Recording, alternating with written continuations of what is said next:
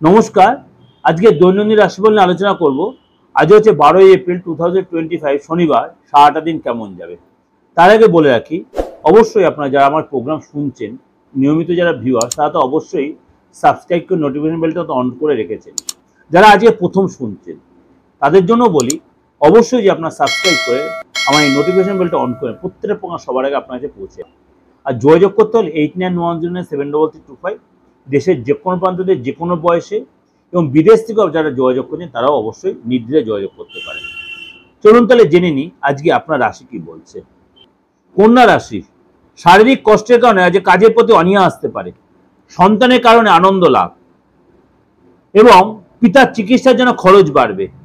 সম্পত্তি নিয়ে সুরা হওয়ার সম্ভাবনা। অসুস্থতার কারণে মানসিক চাপ বাড়বে।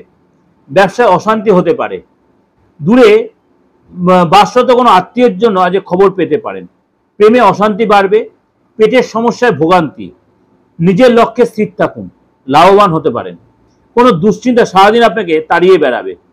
পড়াশোনায় আজকে কনসেন্ট্রেশনের অভাব হবে এবং বাড়িতে কোনো কারণে চুরি বা লস হতে পারে। সাবধান থাকুন, দাম্পত্য কলহ বাড়তে পারে।